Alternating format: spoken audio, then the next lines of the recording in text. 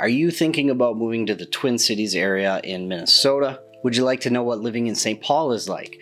Well, this video is for you. Hey guys, Roddy here, local Minnesota and Wisconsin realtor since 2010, serving the greater Twin Cities area of Minneapolis, St. Paul, and the suburbs that surround them. On this channel, I deep dive into all the areas around the Twin Cities and let you know, based on my opinion, what areas are best for you and for your family. In this video, we're going to take a deep dive into the capital of Minnesota, St. Paul. We're going to do two things. One, give you an idea of what living in St. Paul is like, and two, tell you the best neighborhoods to consider based off of school performance, crime, and quality of life. But before I get going, make sure to like and subscribe to this channel for more amazing content that covers all the areas around the Twin Cities and western Wisconsin. And as a quick side note, I built a tool for you that's free to use if you live anywhere in the United States and you're looking for a real estate agent but don't know how to find the best one for you.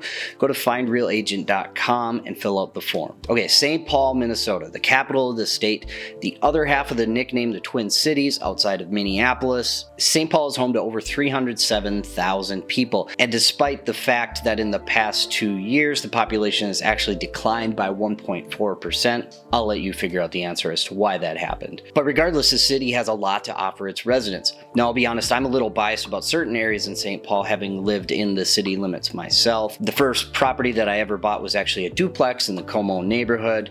My wife, me, my children, having never lived in a big city before, could not get out fast enough. Now, it doesn't mean it's the same for you. Everybody's a little bit different, but let's start talking about the most important parts of making a move and start getting you pointed in the right direction and into the right neighborhoods. First off, let's get a lay of the land here. As you can see from the map, St. Paul lies on the north side of the Mississippi River, and all the highways converge into downtown St. Paul. Downtown St. Paul has been going through some massive revamping over the past few years, and it's starting to look wonderful. Now, the iconic areas of St. Paul are actually really cool. There's some gorgeous architecture in St. Paul, like the Cathedral, the Landmark Center, any of the homes on Summit Avenue. There are also some great historic landmarks like the Governor's Mansion, the St. Paul Hotel, and the James J. Hill House. Now, on the surface, St. Paul seems like a really fantastic place to live, but if you're not careful, you might end up in a rapidly transforming, crime-riddled area. While some neighborhoods in St. Paul seem like they're just immune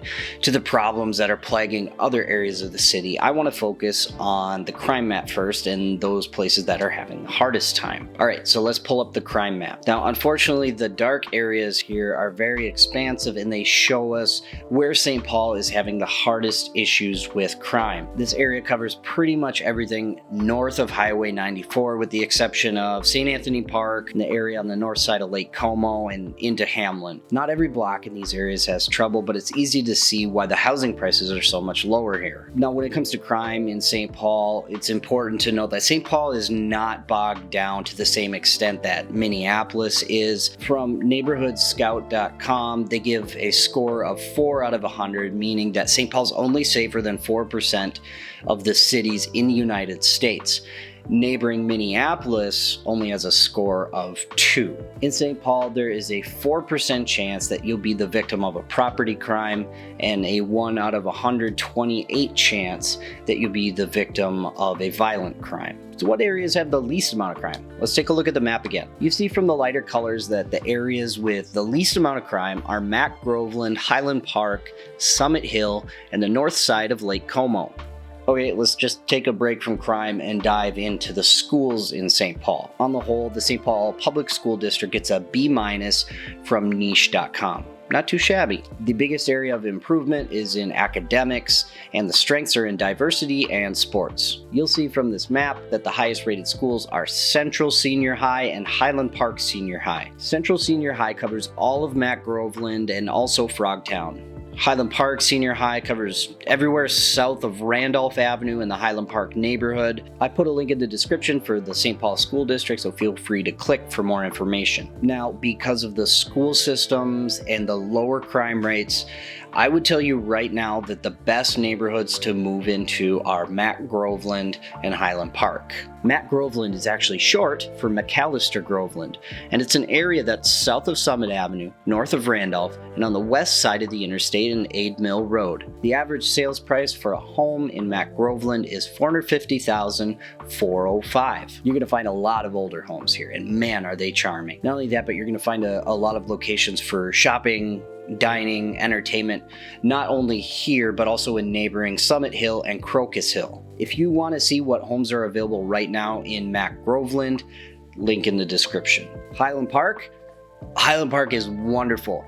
I have a lot of memories here because my dad is a locksmith on Cleveland Avenue, and I spent a lot of time here. I've seen it grow and change over the years, always outdoing itself. Highland Park's average sales price is $458,582. You're going to find an array of older homes here whose construction style will range from colonials to mid-century modern, all the way to new condominiums. The commercial district has fantastic amenities like Target, Lunds & Byerly's, Lifetime Fitness, and a lot more. One of my absolute favorite places is this little hole-in-the-wall Jewish deli, authentic, on Cleveland Avenue. If you like Reuben sandwiches, and a lot of different types of Reuben sandwiches, move as close to Cecil's as humanly possible. You're welcome. Again, if you want to see what's for sale in Highland Park, link in the description. I feel like I don't need to spend a ton of time on what industry looks like in St. Paul. I mean, the Twin Cities has over 16 Fortune 500 companies. There are a lot of colleges here like Hamlin, St. Thomas, Concordia, plus a lot more. Plus, if you're working for a large company like 3M or Target, I mean, St. Paul is just a great location. Another neighborhood that you will love to tour if you have a little more liquidity and purchasing power is Summit Hill. The average sales price of a single family home on Summit Hill is $742,451. Summit Hill is the most appealing neighborhood in my opinion when it comes to architecture. Besides the fact that it's conveniently located, Summit Avenue actually has the longest stretch of Victorian era homes in the entire country. These were mostly post-Civil War era homes. They're large, they're beautiful, they're prominent, they really make a statement. I put a link in the description for those ones as well. But if you want to move on to Summit Avenue, expect to pay no less than $1 million. Again, to reiterate, there are some fantastic locations in St. Paul.